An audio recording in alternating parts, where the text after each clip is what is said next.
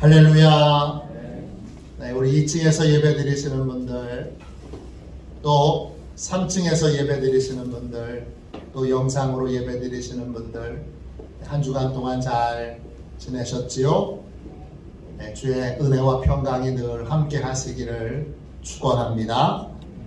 혼돈의 해독제라는 주제로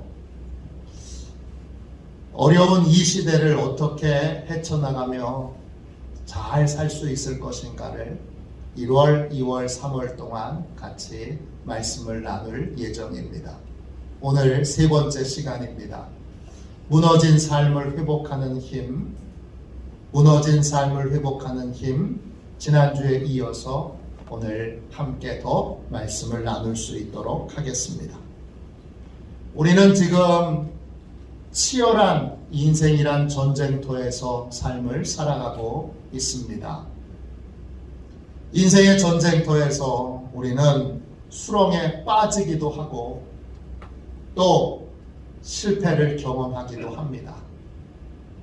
이럴 때 실패의 덫에 걸려서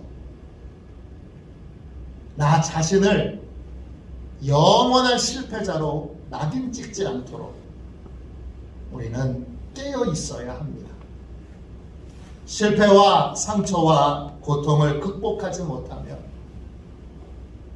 우리의 뇌 구조 자체가 달라집니다. 제가 뇌에 대한 설명을 자꾸 드리는 이유는 보다 좀 쉽게 이 상황을 이해하도록 하시기 위해서입니다. 승리를 계속 경험하면 우리의 뇌는 승리의 호르몬인 세로토닌을 계속 만듭니다. 그러면 삶이 자신감이 있습니다. 무엇이든지 두려워하지 않고 맞설 수 있는 용기를 갖게 됩니다. 반면 실패를 경험하게 되면 패배의 호르몬인 옥토파민이 만들어집니다. 계속 만들어지면 걱정이 많아지고 두려워지고 삶의 모든 것에서 움츠려들게 됩니다. 그런데 실패와 상처와 고통을 극복하지 못하면 그 극복하지 못한 것이 계속 우리 안에서 작용해서 그래서 우리의 뇌는 실패의 호르몬인 옥토파민을 계속 내게 됩니다.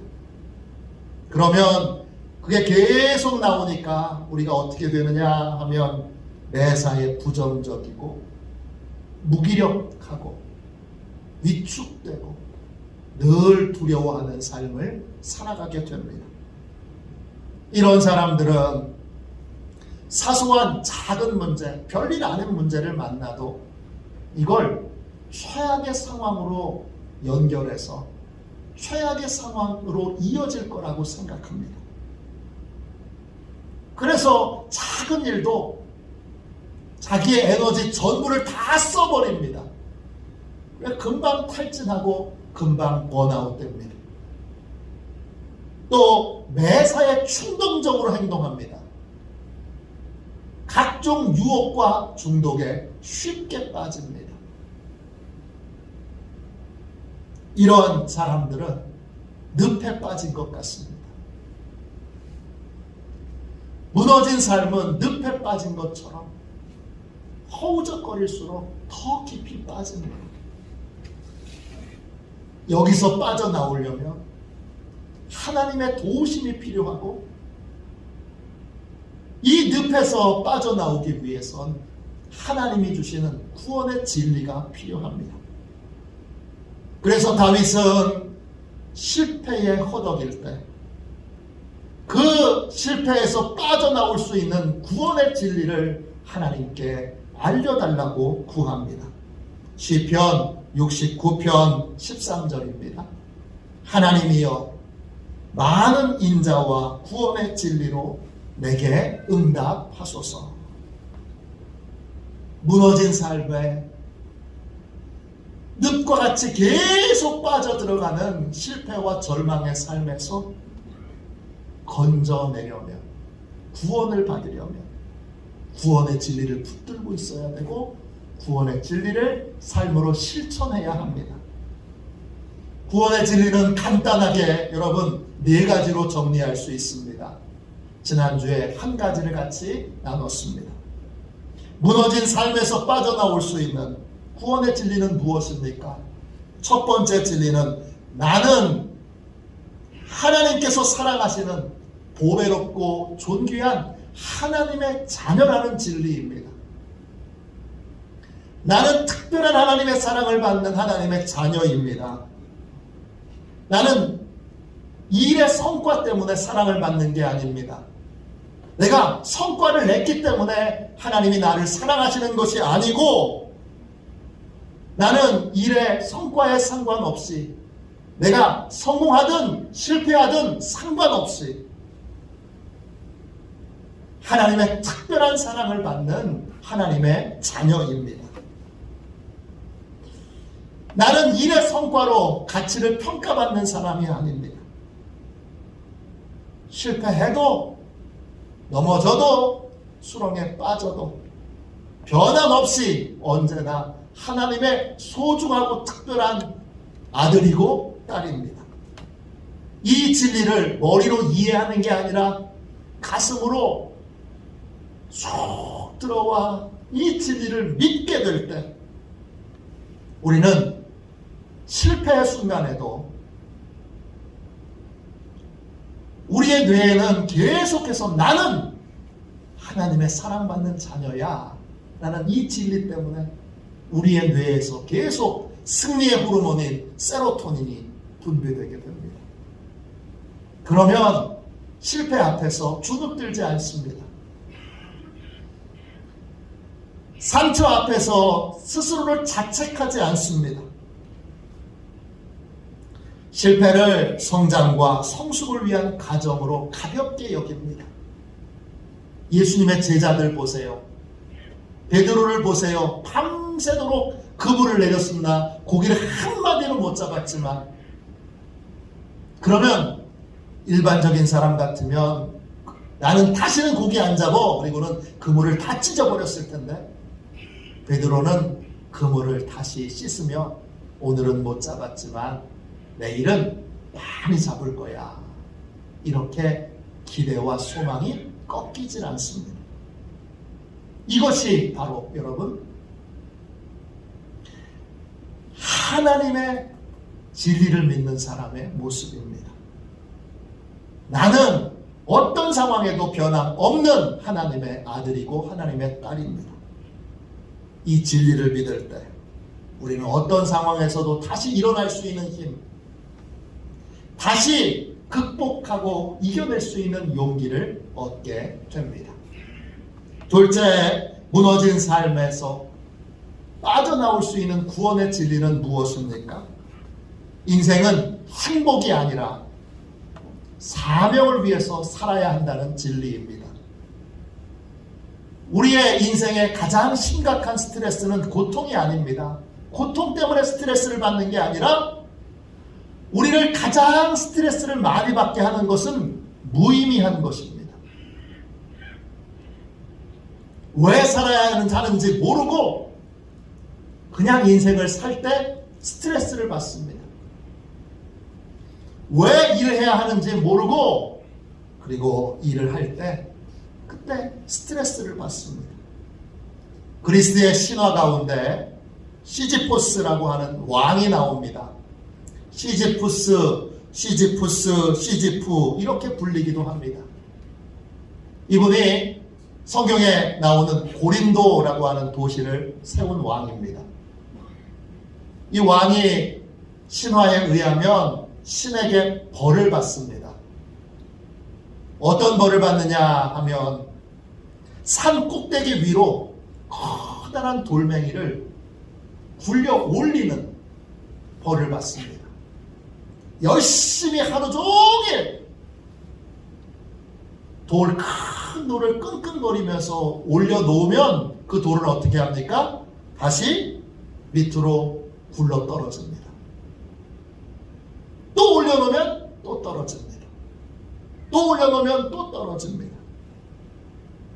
시지포스 왕이 이 시시포스 왕이 받은 형벌은 아무리 일해도 성과를 낼 수 없는 무의미한 일을 하는 것입니다. 무의미한 일을 하게 될 때 무의미한 인생에서 우리는 큰 스트레스를 받습니다. 무의미한 인생에서 의미를 가지려면 사명을 발견해야 합니다. 사명을 발견하고 사명이 있을 때는 어려운 고통도 힘든 일도 넉넉하게 이겨낼 수 있습니다. 오늘 사도 바울은 하나님께 사명을 받은 사람입니다. 그의 사명은 이방인들에게 십자가의 복음을 전하는 것입니다. 그런 그 사명을 이루기 위해 예루살렘 성을 향하여 나아갑니다. 예루살렘 성에 가면 로마의 군병들에게 붙잡힐 것이고 많은 고통과 어려움을 겪을 줄 알지만 그런 사명을 이루기 위해 어려움과 고통을 회피하지 않습니다.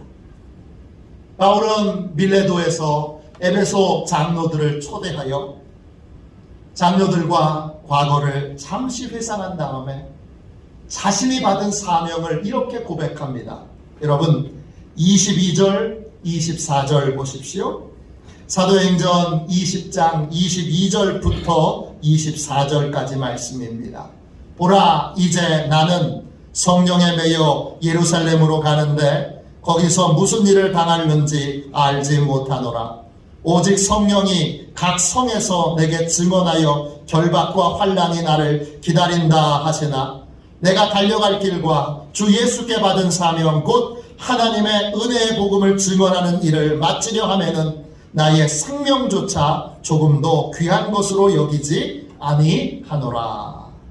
바울은 하나님께 사명을 받았습니다. 하나님께 사명받은 사람, 사명이 있는 사람은 자신의 생명도 조금도 귀한 것으로 여기지 않습니다. 사명은 내가 누구인지를 설명해 주는 것입니다. 사명은 내가 왜 사는지를 설명해 주는 것입니다. 바울은 그 사명을 예수님께 받아서 사명을 받는 날부터 사명을 위해서 살았고 사명을 이루기 위해서 살았고 사명을 이루기 위해 어려움도 고통도 회피하지 않고 당당하게 그 고통과 그 어려움과 맞서 나왔습니다. 인간의 뇌는 내가 뭘 중요하게 여기느냐에 따라서 반응하고 움직이게 되어 있습니다. 내가 만일에 내 행복만을 위해서 내 행복이 인생에서 가장 중요한 것이라면 우리의 뇌는 행복을 위해서 움직이게 됩니다. 그러면 어떤 일이 벌어집니까? 왜 행복을 위해서 사는 게 문제가 되지요? 행복을 위해서 살면 우리의 뇌는 고통이나 아픔이나 괴로움은 피해가야 할 것으로 회피해야 될 것으로 그렇게 여기고 반응하게 됩니다. 현대인들이 겪고 있는 대부분의 정신적인 질환의 뿌리는 행복을 인생의 목표로 두고 있기 때문에 생겨난 것들입니다. 술을 먹는 사람이 있습니다. 술을 먹는 이유가 참 다양하지만 가장 큰 이유는 현실의 고통스러운 상황을 잊어버리기 위해서입니다. 술 먹으면 기분이 좋아집니다. 그런데 문제는 술에서 곧 깨어난다는 것입니다. 깨어나면 괴로운 현실과 다시 만나게 됩니다. 또 술이 우리 몸에서 분해되는 그러한 과정에서 독성 물질이 발생해서 수치가 생깁니다. 머리가 깨지듯이 아프고 속이 쓰리고 그리고 술을 끊어보려고 하면 금단 현상들이 나타납니다. 자기 행복을 위해서 사는 사람은 뇌가 술에서 깨어나는 걸 어떻게 하든지 회피하려고 합니다. 왜냐? 괴로우니까. 그래서 어떻게 합니까? 기분 좋은 순간을 유지하기 위해 다시 술을 마십니다. 술에서 깨어나면 괴로우니까 해장술을 또 마십니다. 해장술이 기가 막힙니다. 마시니까 머리가 하나도 안 아픕니다. 배가 하나도 안 아픕니다. 술에서 깨어나면 이 불쾌한 것들을 어떻게 하든지 회피하고 피하려고 계속해서 술이 떨어질 때까지 술을 마시고 돌이 떨어질 때까지 술을 마십니다. 이런 과정을 거쳐서 알코올 중독자가 됩니다. 알코올 중독의 뿌리는 자기 행복을 인생의 목표로 두는 것에 있습니다. 그러면 뇌는 끊임없이 고통과 또 괴로움을 피하고 고통과 괴로움에서 도망치려는 그러한 반응을 보이게 되기 때문입니다. 광장공포증이라는 공황장애가 있습니다. 이 광장공포증은 넓은 곳에만 가면 호르몬의 균형이 깨져서 심장 박동수가 막 급격하게 빨라지고 숨이 쉬어지기 어려운 그런 현상을 말합니다. 이런 일이 왜 생기느냐? 역시 고통을 회피하려고 하는 것에서 그 근본 뿌리가 있습니다. 어떤 사람이 어려운 일을 겪었습니다. 부부싸움을 크게 하거나 배우자가 아프거나 또는 사랑하는 사람이 죽었거나 또는 가장 가까운 친구가 이혼을 했거나 가족 중에 한 사람이 입원했거나 등등 충격적인 일을 겪고 마음에 두려운 마음을 갖습니다. 그런 다음에 쇼핑센터를 갑니다. 아무리 차를 돌아도 주차장에 빈자리가 없습니다. 점점 스트레스가 쌓입니다. 이미 마음에 두려운 마음과 부정적인 생각이 들어가 있는데 그것이 이 주차장에서 크게 발현이 돼서 마음에 커집니다. 결국 몇 번 돌다가 자리가 없으니까 그냥 집으로 돌아옵니다. 그때부터 쇼핑센터는 불쾌한 기분이 드는 장소가 되었습니다. 다시 쇼핑센터를 가려고 할 때 뇌에서 쇼핑센터는 힘든 곳, 괴로운 곳, 위험한 곳이라는 사인을 보냅니다. 그래서 회피하게 됩니다. 그게 처음에는 쇼핑센터였는데 조금 더 커져서 이제는 어떤 마트든지 다 그렇습니다. 그리고 조금 지나가면 길모퉁이의 상점에도 버스에도 택시에도 어디든지 이곳은 나에게 스트레스를 많이 주는, 나를 불쾌하게 만드는 힘들고 괴로운 장소라는 그러한 사인이 뇌에서 계속 전달됩니다. 그러면 나중에는 불안과 두려움 속에 바깥으로 나가지 않고 집에만 있게 되는 광장공포증에 사로잡히게 됩니다. 이거의 뿌리를 보십시오. 뿌리도 뭡니까? 인생의 목표를 행복에 두고 있기 때문입니다. 인생의 목표를 나의 행복, 개인의 행복, 여기에 인생의 목표를 두면 우리의 뇌는 모든 고통과 불안과 스트레스를 회피의 대상으로 여기게 됩니다. 그러면 늘 도망치는 인생, 늘 회피하는 인생, 늘 뒤로 미루는 인생, 늘 피하는 인생을 살아가게 됩니다. 그렇기 때문에 우리의 인생의 목표는 행복이 아니라 사명이어야 합니다. 크든 작든 사명을 갖게 되면, 사명이 있는 인생이 되면, 그러면 인생이 달라집니다. 가정에서 부부가 아이를 낳게 되면 사명자들이 됩니다. 어떻게 하든지 이 아이를 건강하고 바르고 튼튼하게 잘 키워야 한다는 사명이 아빠에게, 엄마에게 주어집니다. 그러면 어떻게 되죠? 그러면 어려움을 이기는 사람이 됩니다. 유명한 말이 있지 않습니까? 여자는 약하지만 어머니는 강하다. 이 말은 레미제라블이라는 소설을 썼던 빅톨 위고가 한 말입니다. 이 말이 진짜 사실이라는 것이 뇌과학에서 입증이 됐습니다. 미국 버지니아주의 리치몬드 대학교 신경과학과 그레이그 킹슬리 교수팀이 쥐 뇌를 연구했는데 아기를 갖기 전에 뇌를 촬영하고 아기를 갖고 난 다음에 뇌를 촬영했습니다. 같은 쥐에게 엄마가 되기 전과 엄마가 된 후에 뇌를 촬영을 했더니 엄마가 된 이후에 쥐의 뇌는 전보다 훨씬 더 용감해지고 5배나 민첩해지고 그리고 공간 지하 지각력도 이전보다 훨씬 뛰어나다는 것을 발견하게 되었습니다. 어디서 이런 변화가 일어난 거지요? 이 변화가 일어난 근원이 뭡니까? 사명감입니다. 내가 낳은 아이를 이제 잘 키워야 된다는 사명감이 이런 변화를 가져온 것입니다. 사명감을 가지면 우리는 강하고 담대하게 됩니다. 어려움과 고통을 피하지 않고 맞서게 되고 이기게 되고 극복하게 됩니다.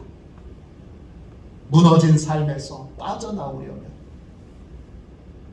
실패의 수렁에서 빠져나오려면 우리는 나를 향한 사명을 깨달아야 되고 나를 향한 사명을 발견해야 합니다. 하나님을 만난다는 것, 사명을 만나는 것입니다. 구원받았다는 건 새로운 사명을 받았다는 것입니다. 사명은 내가 누구인지에 대한 대답입니다. 사명은 내가 왜 살아야 하는지에 대한 대답입니다. 하나님이 사명을 주실 때 여러분의 행복을 위해서 사명을 거절하지 마십시오. 여러분의 행복만을 위해서 사명을 거절하는 순간 여러분은 인생에서 도망치고 회피하는 삶을 살 수밖에 없습니다. 하나님이 여러분에게 주시는 사명, 기도의 사명, 예배의 사명, 전도의 사명, 봉사의 사명, 사랑의 사명, 순종의 사명을 피하지 마십시오.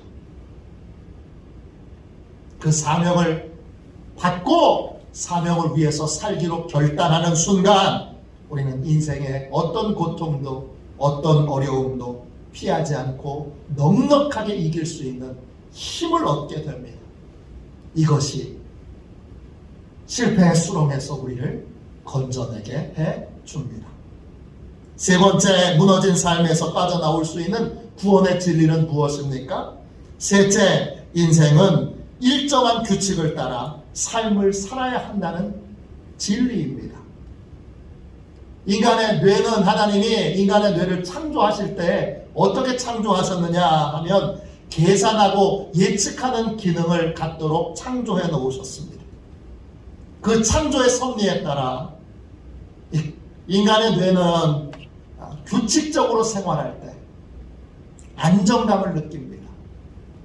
만일 잠자리를 드는 시간을 일정하게 하고 자는 시간과 깨는 시간이 일정하다면 우리의 뇌는 평안함을 느끼고 우리에게 안정감을 줍니다. 만일 내가 식사하는 시간이 일정하고 그리고 식사하는 양도 일정하다면 우리의 뇌는 안정감을 느낄 거고 그 안정감을 우리에게 줄 것입니다. 그런데 만일에 식사하는 시간이 불규칙하고 식사하는 양도 불규칙하고 잠자는 시간도 오락가락하게 되면 우리의 뇌는 계산하는 기능을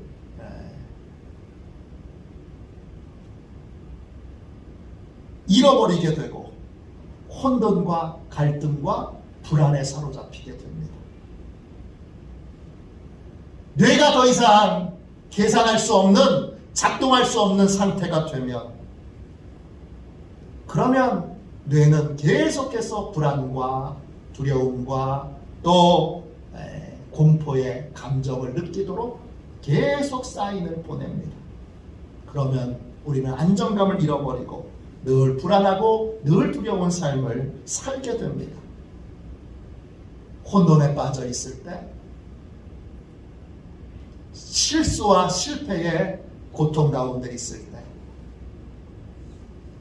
가장 손쉽게 할 수 있는 일은 규칙적으로 자고 규칙적으로 깨는 것입니다. 힘들다고 잠도 안 자고 괴롭다고 밥도 안 먹고 그래서는 안 됩니다. 우리의 뇌가 우리의 삶을 예측하기 쉽도록 일정한 규칙에 따라 삶을 살도록 해야 합니다.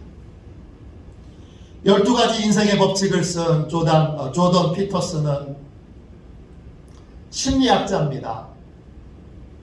많은 환자들과 정신과 상담을 했습니다. 상담을 받으러 온 환자가 있을 때 제일 먼저 조던 피터슨이 묻는 것은 두 가지입니다. 첫 번째는 언제 자고 언제 깨십니까? 두 번째는 아침 식사는 하십니까? 이 두 가지입니다. 이 두 가지를 묻는 이유는 일상이 규칙적으로 일정하게 움직이지 않으면 불안증과 우울증은 치료되지 않는다는 경험을 했기 때문입니다. 반대로 잠자는 시간만 일정하게 두고 자는 시간, 깨는 시간이 일정하고 밥 먹는 시간만 일정하게 그렇게 규칙적으로 해도 웬만한 불안증과 우울증은 치료되는 경험을 많이 했기 때문입니다. 이걸 하나님의 창조의 원리에 보면 하나님이 창조하신 생명체들에게는 일정한 향상성이라는 것이 있습니다. 향상성. 늘 일정한 규칙을 지키는 것입니다. 이거를 다른 말로 일정성이라고도 부릅니다. 체온을 예로 들면 우리의 체온은 섭씨 36.5도 이것이 유지되어야 합니다. 급격하게 체온이 오르거나 급격하게 체온이 내리면 그러면 우리의 생명은 위험합니다. 심장 박동수도 마찬가지입니다. 성인은 1분에 60번에서 100번을 뜁니다. 그런데 너무 천천히 뛰거나 너무 빨리 뛰면 위험합니다. 혈압도 마찬가지고 호흡도 마찬가지입니다. 하나님이 인간을 창조하실 때 그렇게 창조하셨습니다. 하나님께서 인간의 생명은 일정한 규칙에 따라 움직이도록 만들어 놓으셨습니다. 혼돈의 상황은 무질서의 상황입니다. 실패의 늪 속에 빠져 있는 건 무질서의 상황인데 무질서의 상황을 간단하게 질서로 바꿀 수 있는 첫 번째 가장 손쉬운 방법은 일정한 규칙으로 자고 일정한 규칙으로 먹는 것입니다. 하나님의 사람들은 대부분 다 일정한 규칙에 따라 움직였습니다.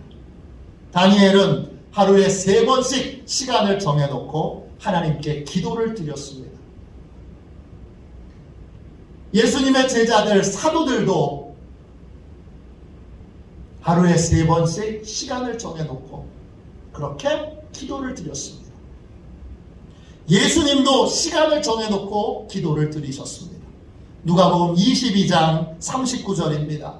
예수께서 나가사 습관을 따라 감람산에 가심에 제자들도 따라갔더니 예수님이 기도할 때 그냥 시간 날 때마다 기도하신 것이 아니라 예수님도 시간을 정해놓고 장소를 정해놓고 기도하셨습니다. 예수님이 기도하러 올라가셨던 그 감람산에 겟세마네 동산이 있습니다. 겟세마네 동산은 오늘 기도해야지, 그리고는 우연히 어쩌다가 발견하여 기도하게 된 장소가 아니라 예수님이 예루살렘에서 내내 습관을 따라 기도하셨던 바로 그 장소입니다. 삶이 무너졌다면 제일 먼저 하나님의 창조 원리에 따라 자고 깨는 시간부터 규칙적으로 다시 세워야 합니다. 밥 먹는 시간도 규칙적으로 다시 세워야 합니다. 기도하는 시간도, 기도하는 장소도 다시 규칙적으로 정해 놓아야 합니다. 그렇게 규칙이 세워질 때 일하는 시간도 쉬는 시간도 규칙적으로 세워질 수 있게 됩니다. 삶의 회복은 일정한 규칙을 지키는 생명의 이 항상성을 회복할 때 회복이 시작됩니다. 혼돈의 상황에 놓였을 때 항상 기억하십시오. 내가 다시 세울 수 있는 질서가 무엇인가? 내가 손쉽게 다시 시작할 수 있는 질서가 무엇인가? 그걸 생각해 보시고 가장 쉬운 잠자는 시간부터 그 시간에 바로 잠이 안 들어도 좋습니다. 그러나 침대에 눕는 시간 또 깨는 시간을 일정하게 정하시고 그 시간에 눕고 그 시간에 일어나십시오. 밥 먹는 시간도 정하고 밥 먹는 양도 정하고 그래서 일정하게 규칙을 지켜나가면 우리의 뇌가 평안함을 느끼게 됩니다. 그러면 우리에게도 평안한 마음을 주고 그 평안한 마음은 여유로 이어져서 이 패배의 수렁에서 건질 수 있는 힘, 건질 수 있는 용기를 갖게 만들어 줍니다. 네 번째, 무너진 삶에서 빠져나올 수 있는 구원의 진리는 무엇입니까? 넷째는 인생은 작은 승리를 반복할 때 큰 승리에 도달한다는 진리입니다. 우리의 뇌의 작용 중에 양성순환고리라고 하는 것이 있습니다. 어려운 말이지만 쉬운 내용입니다. 어떤 거냐 하면 우리 마음에 스피커가 있습니다. 그래서 실패를 하면 실패한 이후에 우리의 마음에 있는 스피커가 그 실패를 계속 확장시킵니다. 증폭시킵니다. 공포도 마찬가지입니다.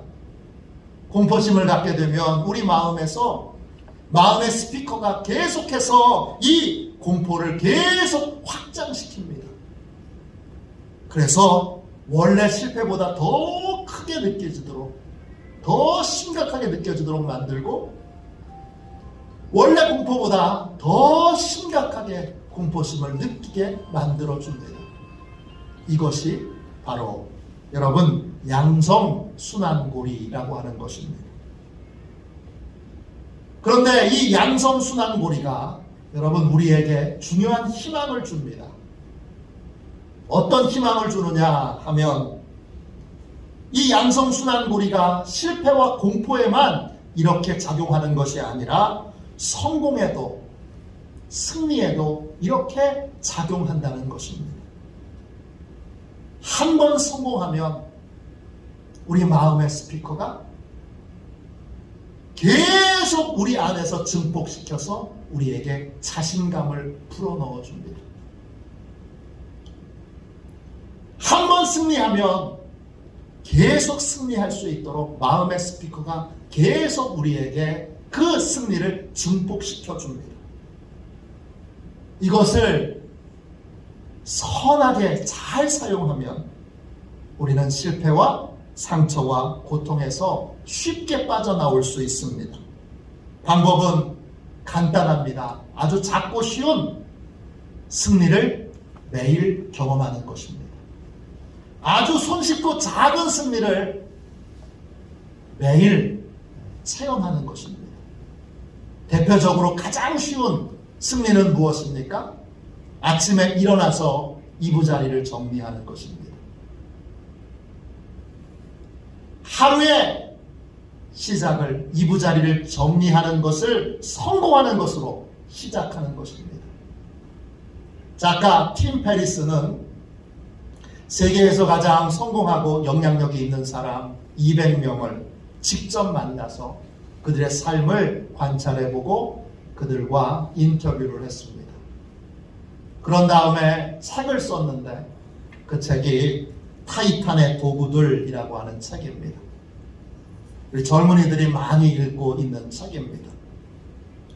이 책에 보면 승리하는 아침을 만드는 5가지 의식이라는 소제목이 나옵니다. 이 소제목의 내용에 보면 성공하는 사람들 대부분은 아침에 일어나서 제일 먼저 이부자리를 정리한다고 합니다. 이걸 가장 중요하게 여겨요. 왜냐? 첫 번째 승리가 필요하기 때문입니다. 그러면 이걸 승리하고 나면 우리 안에 있는 마음의 스피커가 계속 하루 종일 자신감을 증폭시켜서 다른 모든 일들도 승리의 확신을 가지고 자신감 있게 대할 수 있게 된다는 것입니다. 오사마 빈 라덴을 체포했던 체포 작전을 성공했던 해군 제독 윌리엄 맥레이븐이 텍사스 대학교 졸업식에 가서 이런 연설을 했습니다. 매일 아침 잠자리를 정돈한다는 건 그날의 첫 번째 과업을 달성했다는 뜻입니다. 작지만 뭔가를 해냈다는 성취감이 자존감으로 이어집니다. 그리고 또 다른 일을 해내야겠다는 용기로 발전합니다. 하루를 마무리할 무렵이면 아침에 끝마친 간단한 일 하나가 수많은 과업 완료로 바뀌게 됩니다. 아침에 일어나서 잠자리를 하나 정리한 사소하고 작은 성취가 우리의 마음의 스피커를 우리의 그 성취를 이루고 나면 우리의 마음의 스피커가 계속 자신감을 불러 넣어줍니다. 우리의 이 스피커가 계속 자신감을 불어 넣어주면 우리의 뇌는 또 승리의 호르몬인 세로토닌을 계속 만들어냅니다. 그래서 승리하는 하루를 살아갈 수 있게 됩니다. 실패와 상처와 고통을 겪을 때 커다란 성공을 이루려고 노력하지 말고 그런 노력을 하기 전에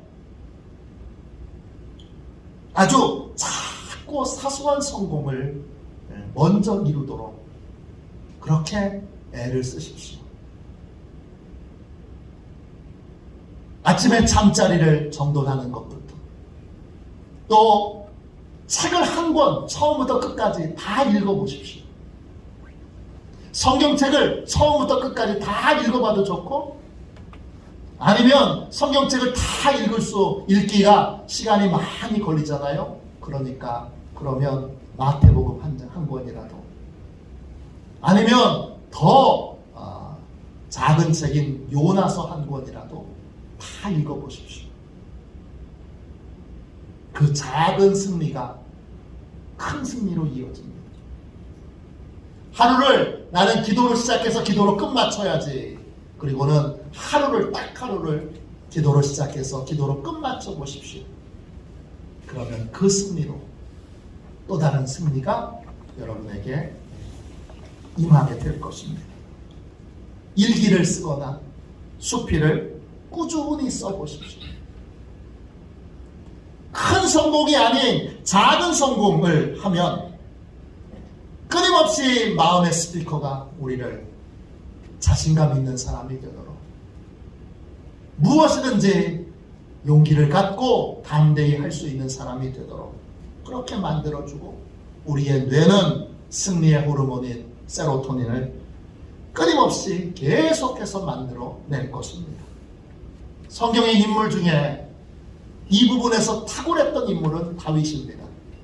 다윗은 골리앗 앞에 섰을 때 이전에 양칠 때 하나님이 도와주셔서 사자와 곰을 쫓아냈던 그 승리의 경험을 적용시킵니다. 사무엘상 17장 34절부터 36절까지 말씀입니다. 다윗이 사울에게 말하되 주의 종이 아버지의 양을 지킬 때에 사자나 곰이 와서 양떼에서 새끼를 물어가면 내가 따라가서 그것을 치고 그 입에서 새끼를 건져내었고 그것이 일어나 나를 해하고자 하면 내가 그 수염을 잡고 그것을 쳐 죽였나이다. 주의 종이 사자와 곰도 쳤은즉 살아계시는 하나님의 군대를 모욕한 이 할례받지 않은 블레셋 사람 이리이까 그가 그 짐승의 하나와 같이 되리이다. 다윗은 하나님의 도움으로 작은 승리를 경험했습니다. 그리고 그것을 기초해서 하나님이 이번에도 도와주셔서 저 블레셋 장군 골리앗도 물리쳐 주실 것이다. 이렇게 믿었습니다. 작은 승리를 기초해서 큰 승리로 도약했습니다. 그는 믿음대로 당당하게 도전했고 하나님의 도우심으로 승리할 수 있었습니다. 우리는 큰 승리 전에 작은 승리를 경험해야 합니다. 사소한 작은 승리가 쌓이면 그것이 큰 승리로 이어지게 되기 때문입니다. 삶의 전쟁터에서 우리는 수렁에 빠질 수도 있고 실패할 수도 있습니다. 중요한 건 실패를 구원의 진리를 배우는 계기로 삼아야 한다는 것입니다. 그러면 수렁과 실패를 겪은 것이 인생의 큰 유익이 됩니다. 구원의 진리는 분명합니다. 나는 일의 성과에 상관없이 하나님의 사랑받은 자녀라는 것입니다. 하나님은 내게 사명을 주셨고 그 사명이 내 삶의 의미와 가치를 주고 모든 고통과 어려움과 상처를 능히 이길 수 있는 힘을 준다는 것입니다. 또 하나님이 정해주신 삶의 규칙에 따라 무질서와 혼돈 가운데 내가 먼저 질서를 세워나가야 한다는 것입니다. 그리고 매일 작고 사소한 승리를 통하여 더 큰 승리를 경험하도록 이끌어 주신다는 것입니다. 이 네 가지의 여러분 구원의 법칙을 마음에 받아들이십시오. 이 구원의 진리로 이제는 하나님의 사명을 이루는, 이제는 어려움, 힘든 거, 상처 이런 걸 핑계 삼아서 주저앉아 있고 쓰러져 있는 인생이 아니라 능히 그것들을 극복하고 이기고 넘어서는 그러한 인생의 승리자, 믿음의 승리자가 다 되시는 저와 여러분이 되시기를 주님의 이름으로 축원합니다. 축원합니다. 우리 함께 찬양하겠습니다. 우리 찬송가 384장 1절만 찬양하고 구원의 진리로 승리하는 인생, 역경과 환난을 이기는 인생, 혼란을 극복하는 인생 되게 해달라고 기도하겠습니다.